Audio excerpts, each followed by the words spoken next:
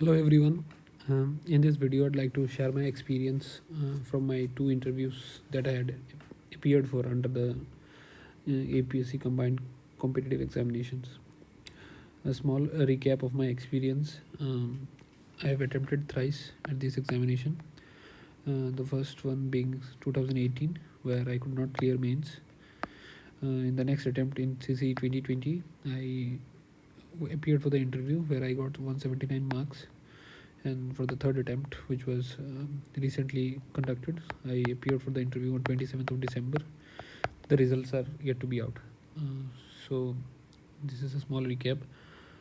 In my humble experience, I've seen that even though the notification of APSC does not only specify the term interview, it also says that it's a personality test of sorts. So I think that is a very crucial term that needs to be reminded every now and then by for every aspirant, because it's a personality test. It's a more of a personality test rather than an interview. I think everyone preparing for APSC or any other civil service examination or any interview or any examination which needs a face-to-face interaction between the panelist and the aspirant should remember it to be a personality test rather than an interview, because the knowledge part is already being tested by the written examination. So it's a very crucial thing.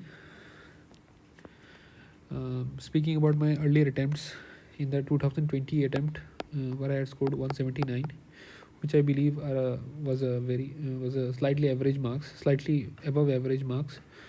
I think I was quite unprepared for a variety of reasons, especially because I did not prepare my DAF, that is the detailed application format, very well. Regarding my home district, then my graduation subject, then my current and my previous occupation.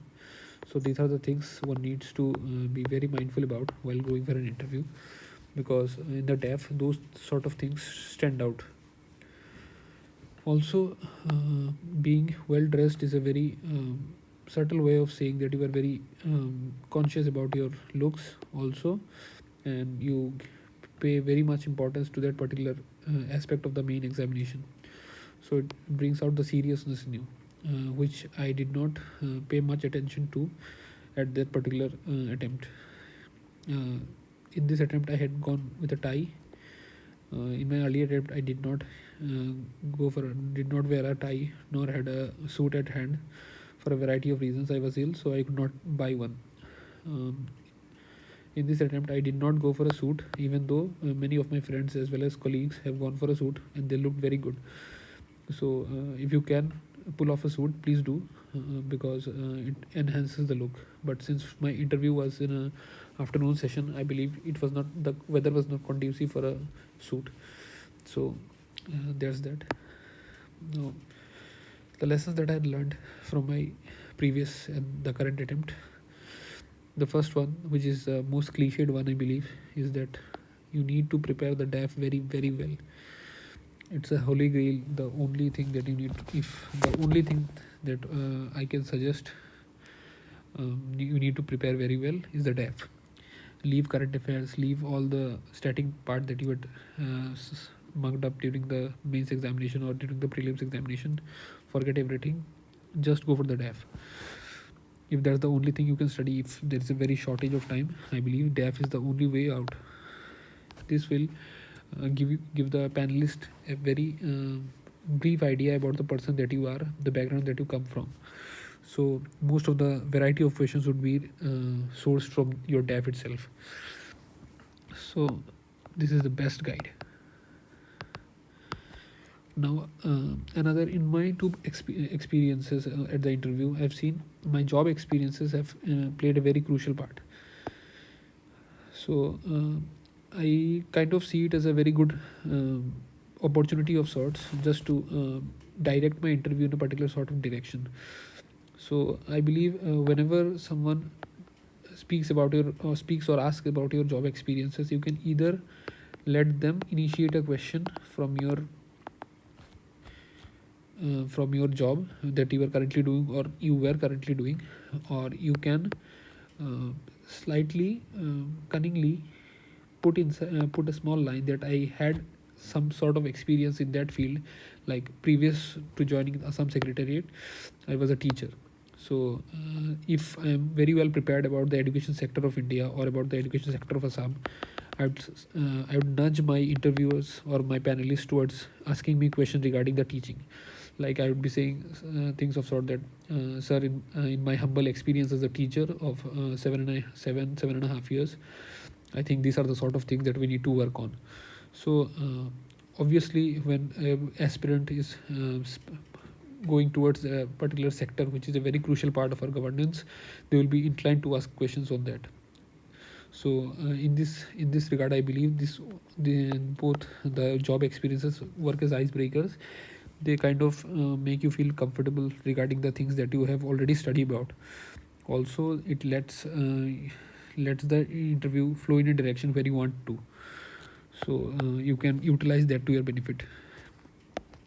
Next, I believe two most important things are vocal clarity and command of a language. Now, language is a very contentious issue, especially with regard to APSC interviews, because we have three official languages, that is Assamese, Bodo, and Bengali.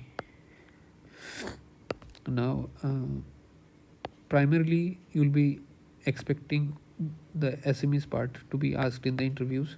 In my personal experience, since I'm a Bengali, I was specifically asked by a panelist to introduce myself in Assamese.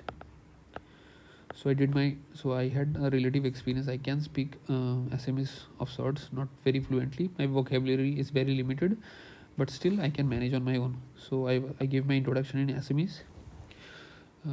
After that, post that, not one question was related to Assamese or was I asked to speak in Assamese. The entire interview was in English itself.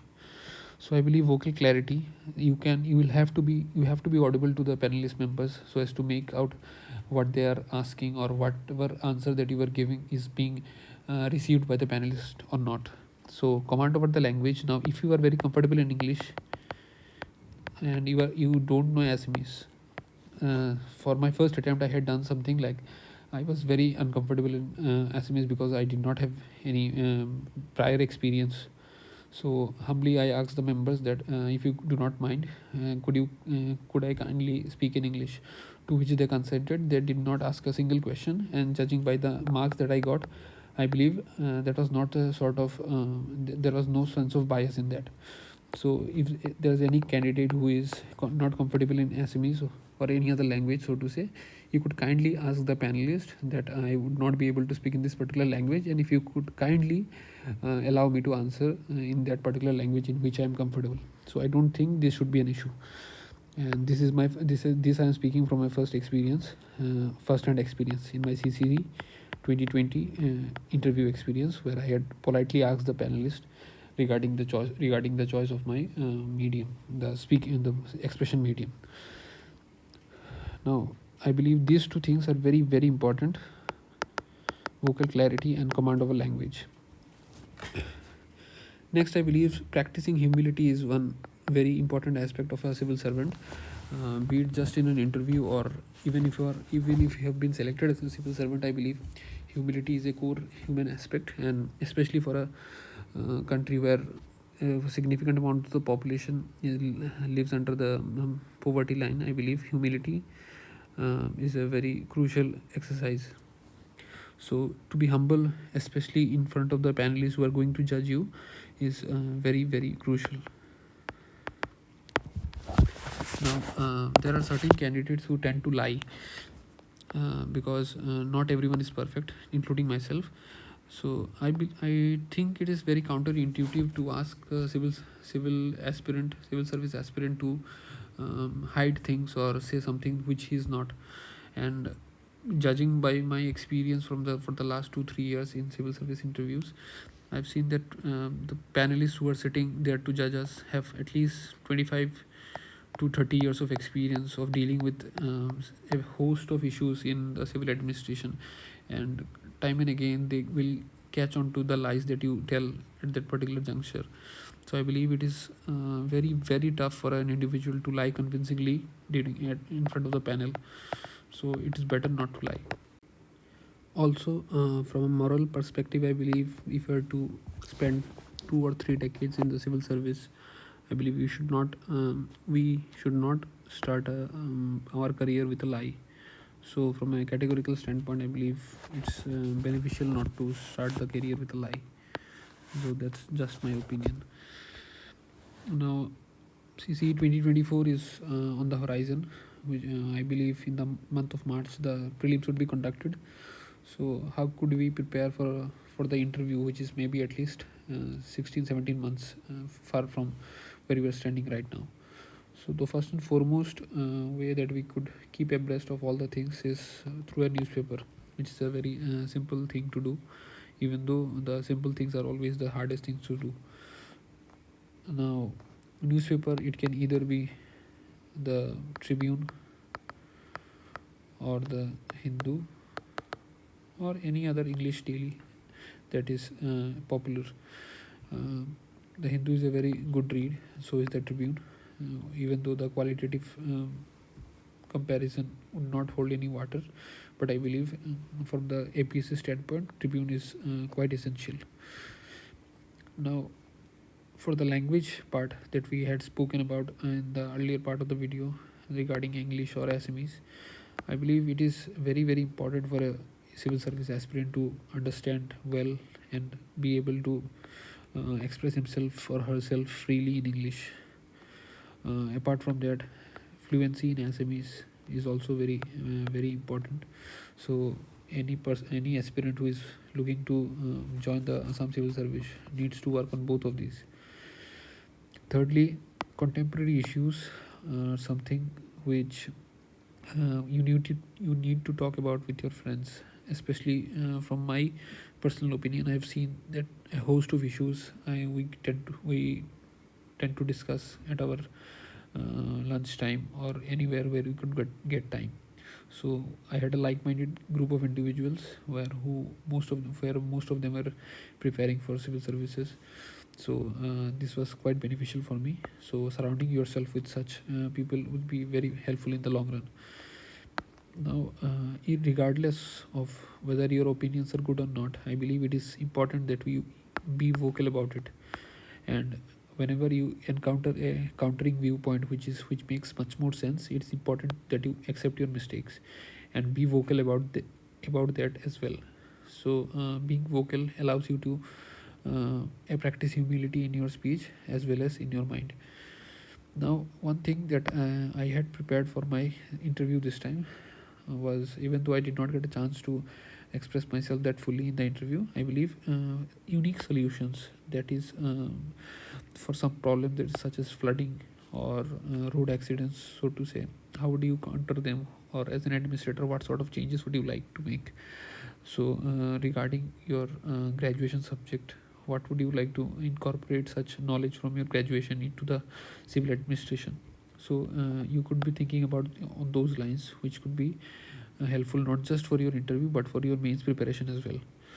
So this is the gist of the video. Now, a disclaimer is that even though I have attempted twice at the mains and 3 times in the overall process of CC, I cannot claim to be an expert on all those topics. This is just a snippet of my experience that I thought would be beneficial for others. So please do not take my word as granted and take everything that I have said with a grain of salt. Now, thank you for bearing up with me and indulging me. And since the result is very near to us, I wish all the best to all of you, and hopefully the best men and the best women win. Thank you.